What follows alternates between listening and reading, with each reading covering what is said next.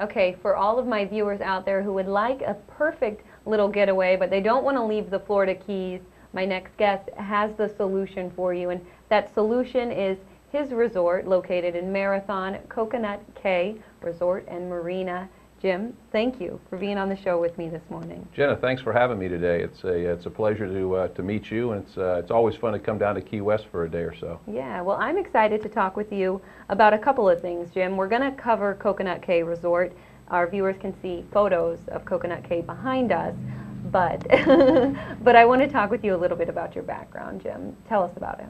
Well, I grew up here in the state of Florida, down in Fort Lauderdale. I was lucky enough after college to land a job up on Wall Street. Don't think badly of me, but after a career up there, managing a couple of different businesses in New York and in London, I retired a little bit early and moved my family down here to the Florida Keys.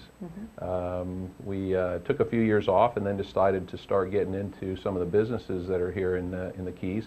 We identified the resort business as one that that held long-term prospects, and of course we love the area, so we bought a couple of hotels in Marathon, and they were older properties that we redeveloped and have rehabbed and turned them into good running businesses right now. So I'm still learning that business, of course, every day, but it's turned out pretty well. Okay, well, you're doing a great job with Coconut Cay, as our viewers can tell. Jim, you recently made headlines, though, a couple years ago. What caused you to be nationally known, Jim? Well, I got involved a few years ago, just when the hotel business or the resort business started to kind of flounder a little bit all over the country, not just here in the Keys. And I would point out that the Keys has gotten through the recession very well as far as the resort business. But I started looking around at some other businesses that might be good for me to get involved in, and I floundered upon really the bioremediation business. I met a scientist down here in the Florida Keys that had developed a method for cleaning up ponds and canals and treating wastewater.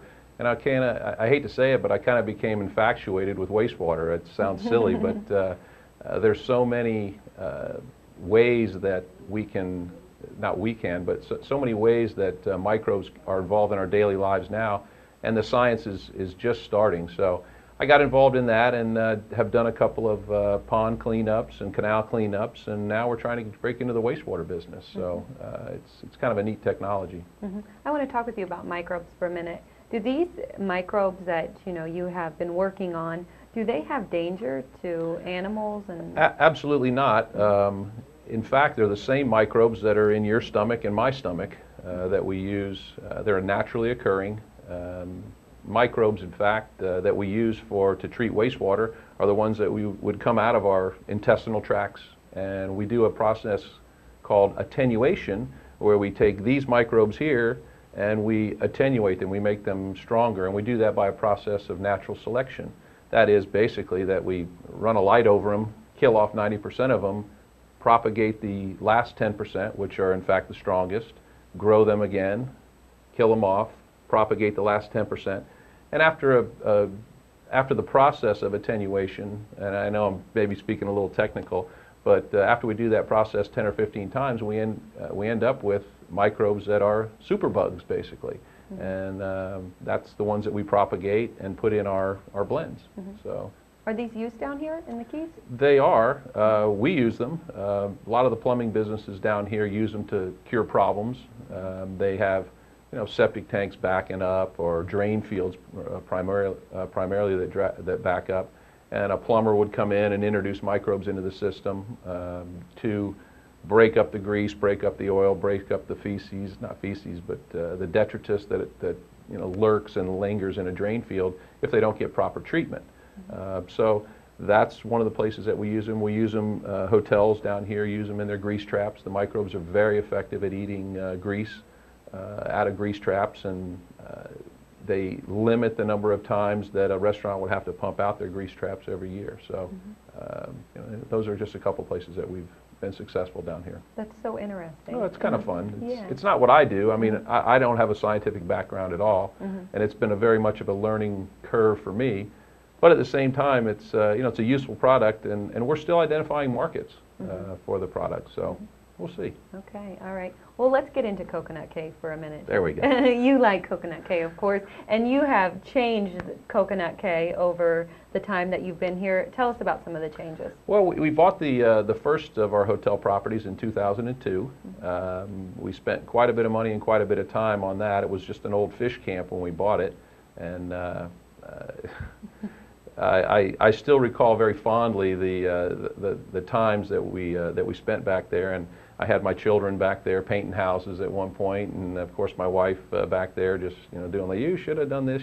But anyway, all came out good, and we reopened about 6 months after we bought the hotel, and it's been wonderful. The idea that you can come down here to the Keys and stay in a place that's 50 years old, and that the buildings are still in good shape and good enough to accept guests, and that we keep it up, is kind of neat for people. And our one of the slogans that we've used over the years is that wow, I can't even think of it now. The way it used to be, I'm sorry.